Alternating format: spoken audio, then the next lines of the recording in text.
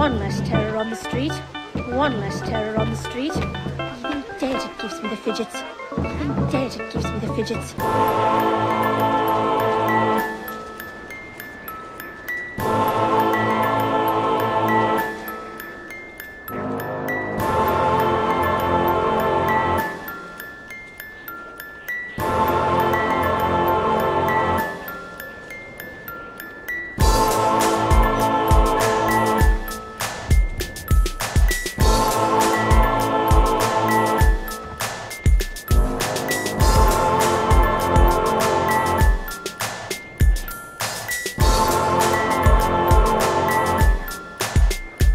My name's Citizen War.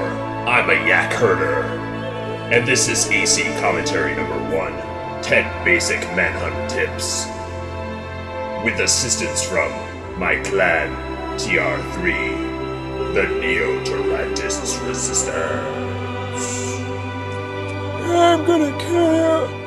I'm gonna get over here, alright? I'm gonna kill you! Poison. Yeah, that leads us to Manhunt no-no number 1. Don't just rush up to people. And there's a reason that I made this no-no number 1, and it's because it's the biggest mistake that you can make in the game on Manhunt. You get disoriented, you kill the wrong people, you get stunned, you're on your knees the whole offensive round, and your teammates are going to get really mad at you because you're just giving away points. Here also, on defense, why would you rush in?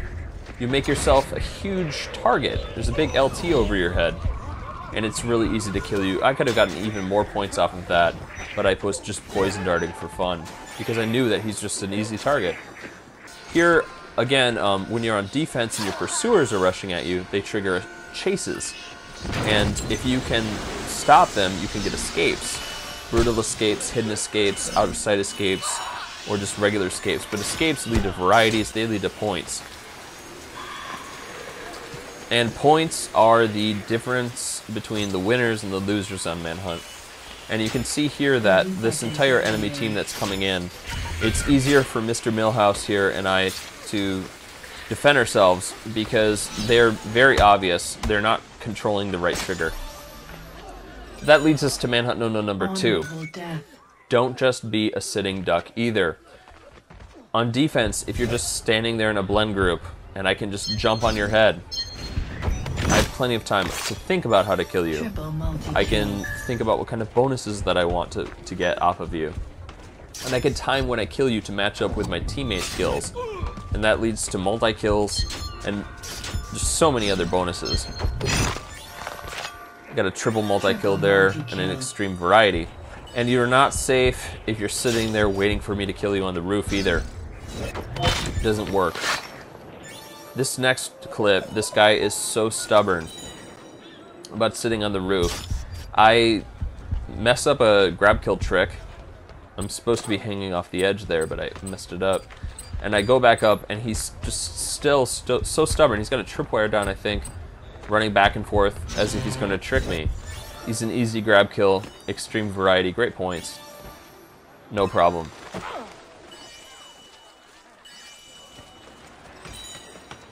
Number 3, no-no. Don't carelessly steal your teammates' targets or locks or poisons, as Mr. Milhouse takes my poison right here. Well, it's a poison dart. I should have jumped on him anyway. I don't know what I was thinking, but if your teammates have things under control and you have a lock, don't kill it. Now, if they don't have things under control, it's a different story. What's a lock? That's what I'm doing right now. That LT appears. I use LT and I choose my target, right? Well, this target here, he throws down a smoke, gets a stun, and I make a lock here on this other target, and it's helpful to Nax Prime because I don't have things under control and he needs to kill these guys.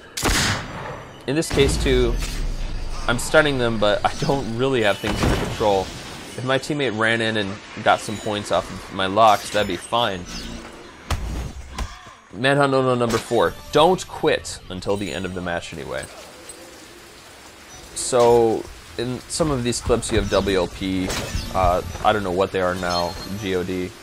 Anyway, they're a really good, pretty good clan, one of the better ones. And they don't quit. At least when I run into them. We're here, and you know, we're learning a lot about each other. And there's some competition going on. And if we just quit mid-game, you lose an Abstergo score for no reason. If you quit at the end of the game, well, at least you played through the game and you learned something about the other people that you were facing. Manhunt no-no number 5. Don't just focus on a single target. Switch targets. Okay, look at this guy coming in. I don't even notice this guy behind me. Killed the wrong guy. I got a lure. And look at these other redcoats. What are they doing even? They're tunnel visioning. They're focusing on one distant target, and they neglected to notice me, and I got a stun off of that. Also, on offense, you know, look at this. I've got some targets here, and I know the spacing. So if I kill this guy, I've got enough time and enough space to kill the second one as well. I'll say it again, use the D-pad, switch those targets. And that's a skill that separates some of the more veteran, some of the better players from some of the new players, or some of the players that just don't get it. Hit up and down, use the D-pad, and switch those targets. And I mean, hey, that goes for defense too. You have to focus on multiple pursuers as well. Otherwise, they're going to kill you like I just did. And on defense, you know, that's why you might want to use some abilities that affect an entire area. Advice time! Manhunt advice number 1. Try all of those abilities, and don't be ashamed to use anything. I'm using Poison Dart here. It's laughed at most of the time, but you want to try it out, at least figure out what it's like. So what if you ever see it? You know, how are you going to defend against it? Get used to it. And people get stubborn, and they say, you know, offensive smoke bomb is bad, or it ruins the game, but it's still there. So learn how to use it. You can toss it, you know, whatever. Manhunt advice number 2. Think of an ability's use. It doesn't guarantee a kill or a stun. Now I've got Firecrackers and Money Bomb here, and I know what Firecrackers and Money Bomb do, but why would I use it when they already have figured out who I am? I can make a bunch of people gather around me. They were morphed, by the way, but they still know who I am. They still had a lock on me, and I was still vulnerable. Advice number 3, if you're getting stunned repeatedly, hold down that Y button.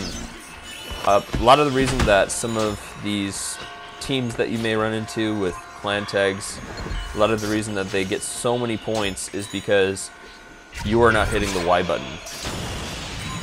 You're getting stunned, and they know how to keep you down on the ground. And they can't keep you down on the ground if you do one thing. You hold down that Y button. And that makes you respawn on offense.